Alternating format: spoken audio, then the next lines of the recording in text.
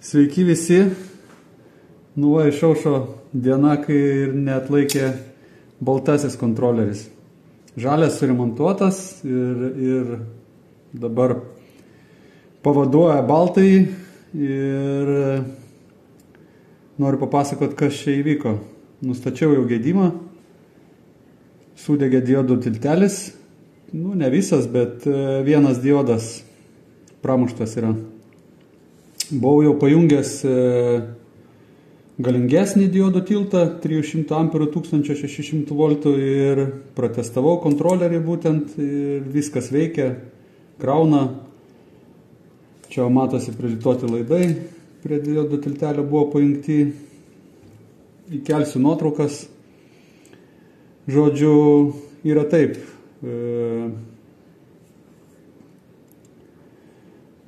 Kas nežino, tai pasakysiu, kas žino, tai net nereikia turbūt aiškintiem, kaip tikriname diodą ir diodų tiltelis. Tai schemoje matome diodas nupieštas ir jisai žymi, kurią pusę srovė teka. Tai tarkim, taip ir tikriname. Pliusas ieško minuso, tai liečiame vieną gnybtą čia, kitą čia. Ant testerio viskas tvarkoj. Ir rodo trumpą. Į kitą pusę iš vis neturėtų praleisti diodas. Nieko praleidžia. Tai vadinasi, srovė teka ir į šitą pusę. Jeigu matosi čia 1, 2, 3 diodai. 1, 2 gerai, 1, 2 gerai, 3 į šitą būtent iš generatoriaus ateinančią kintamą įtampą. Tiek į vieną pusę, tiek į kitą pusę jisai praleidžia. Tiek taip, tiek taip.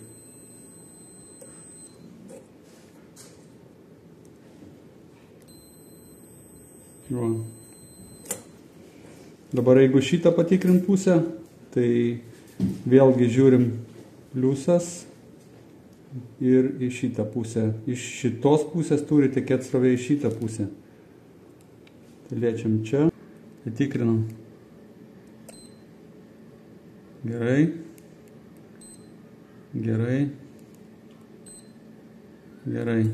Tai vadinasi, šitos pusės 3 diodai sveiki. Vienas yra perdegęs, tai būtent šitas į šitą pusę. Tiek į šitą pusę, tiek į šitą pusę. Galbūt išardysiu, atkrapštysiu ir pasižiūrėsiu, kaip ten kas atrodo įdomumo dėlį, bet dabar tai nežinau, reikės kažką konstruoti arba užsakinėti tokį patį diodų tiltelį. Ar bent jau galingesnį, bet reikėtų geriausia būtų, kad tokio pačio išdėstymo ir tiktų į šitą vietą. Galbūt sukonstruosiu ir savo kažkokį žiūrėsiu.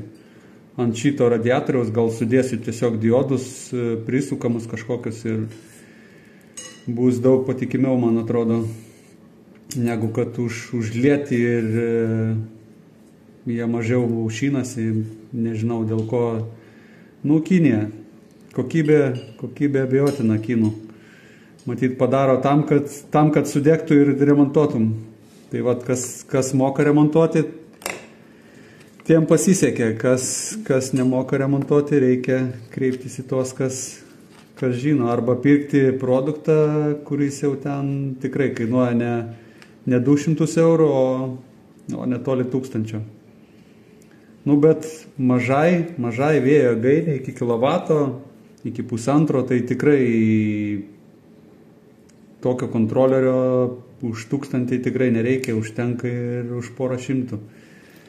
Jeigu viskas atitinka įtampą ir amperai neviršyje duotų ką duoda kiniečiai. Nes jie būtent padaro viską ant ribos, jeigu jau tik biškį viršyje ir atsitinka taip, kaip man sudega. Kažkas net laiko. Tai tiek šitam video. Iki, sėkmės visiems darbuose, projektuose. Iki.